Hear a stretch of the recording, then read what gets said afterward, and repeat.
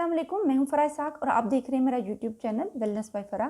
Child sexual abuse के हवाले से हम बात कर रहे हैं कि क्या चीज़ है जो एक पर्सन को जो अदरवाइज रोटी भी कमा रहा है और सब कुछ कर रहा है उसको अब्यूज़र बना दे। अब हमने उसमें एक दो पैटर्न्स आइडेंटिफाई किए हैं। एक तो ये कि ये लोग पीडोफाइल्स होते हैं और इनमें इनकी ब्रेन केमिस्ट्री में और इनके न्यूरोट्रांसमीटर्स में ऐसी सिक्रीशंस पाई जाती हैं कि ये लोग अट्रैक्ट होते हैं ज़्यादा वल्नरेबल विक्टिम्स की तरफ। जैसे बच्चे हैं तो वो ना तो रेजिस्ट कर सकते हैं और उनके लिए एक आसान शिकार होते हैं, तो ये इनको शिकार कर लेते हैं। उसके अलावा ये है कि उनके जो उनकी कॉग्निटिव सतह है, जब इनके इंटरव्यूज़ कंडक्ट किए गए पीडोफाइल्स के, तो उन्होंने बड़ी अजीबोगरीब किस्म की चीज़ें बताई।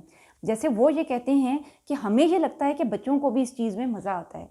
और कुछ एब्यूज़र्स ने ये कहा कि जो वो इस चीज़ में इसलिए मुलविस होते हैं क्योंकि जो बड़ी उम्र के लोग हैं वो उनको पसंद नहीं करते हैं और वो एहसास कमतरी का शिकार होते हैं अपनी बॉडी शेप्स के हवाले से और बॉडी इमेज के हवाले से स्पेशली। तो उनको लगता है कि बच्चे उनको जज नहीं कर पाते हैं, इसलिए वो उनका आसान विक्टिम होते हैं।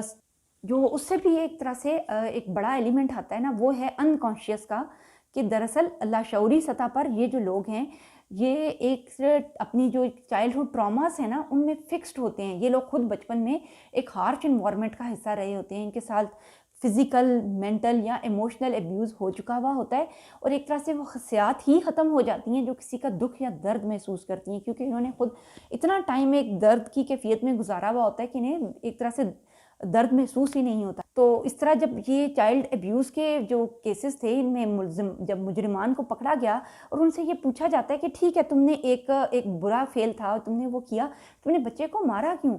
तो उसने कहा ये शोर बहुत कर रहा था, यहाँ ये रेजिस्ट बहुत ज़्यादा कर रहा था और उसके बाद यहाँ तक हुआ कि उसकी जान ले ली और उसके बाद उसने अपना जो फेल है वो अंजाम दिया। यहाँ तक ये सफाक, इस हद तक ये बच्चों को मोलेस्टर कर सकते हैं। इनके अंदर कोई टेंडेंसी नहीं होती कि दूसरों का दुख या दर्द महसूस करें।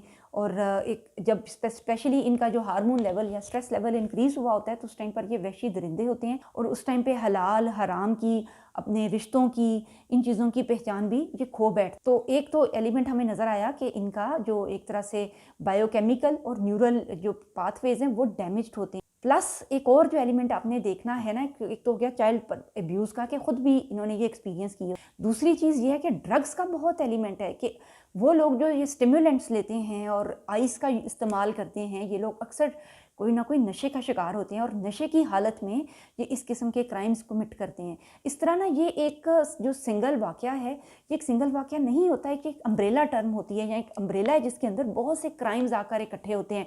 ड्रग्स भी इकट्ठे होते हैं, फैमिली हिस्ट्री भी आती है, इकोनॉमिक क्राइसिस भी आते हैं और उसके अलावा वल्नरेबिलिटी ऑफ द विक्टिम भी आती है कि वो आसान शिकार है और वो उनको ये ट्रैप कर लेते हैं। जब पहला एक इंसिडेंस होता है और उसमें ये बच निकलते हैं तो इनकी हिम्मत बढ़ जाती है और ये कहते हैं कि कौन सा किसी को पता चला है और वो नेक्स्ट अगले शिकार की तरफ जाना शुरू कर देते हैं। यहाँ तक कि एक नशे की तरह एक एडिक्शन की लत पड़ जाती है। जैसे एडिक्शन होती है ना, इनको भी इस चीज़ की एडिक्शन होती है और ये इस तरह से अपने डेज मुख्तस कर लेते हैं। उनको लिए ये प्लेयरेबल एक्टिविटी बन जाती है और इस तरह ये आसान विक्टिम्स को ढूंढकर इस तरह के शिकारों पे निकल जाते हैं। यहाँ तक कि बहुत ज़्यादा इस किस्म के एक इंसिडेंट्स जब हो चुकते हैं तो तब कहीं जाकर ये नज़र में आते हैं और गिरफ्त में आते हैं, या समटाइम तब भी नहीं आते। ये नहीं समझने वाली बात कि ये वाक़या सिर्फ पाकिस्तान में होते हैं, बल्कि अमेरिका, कनाडा या बहुत ही महज़ब मुल्कों में भी पीडोफाइल्स एग्जिस्ट करते हैं और चाइल्ड अब्यूज़ के केसेस बहुत ज़्यादा हैं वहाँ पर भी और इसी तरह से अनरिपोर्टेड भी होते हैं क्योंकि कवानीन वहाँ पर भी इस हवाले से बहुत लीनियंट है। स्पेशली वहाँ पर तो ये भी कवानीन है कि जो रेप है और कंसेंट है उसके अंदर भी इतना स्मॉल एक डिफरेंस रख दिया गया है कि उसको प्रूफ करने के लिए भी बहुत टाइम लगता है। इवन पाकिस्तान में भी बहुत सारे कवानीन बन चुके हैं लेकिन उनकी इम्प्लीमेंटेशन अभी तक नहीं हो चुकी है।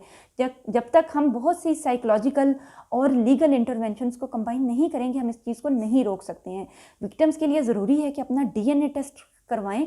डीएनए टेस्ट आपका वो एक प्लग होगा जहाँ से आप अपने केस को आगे लेकर जा सकेंगे।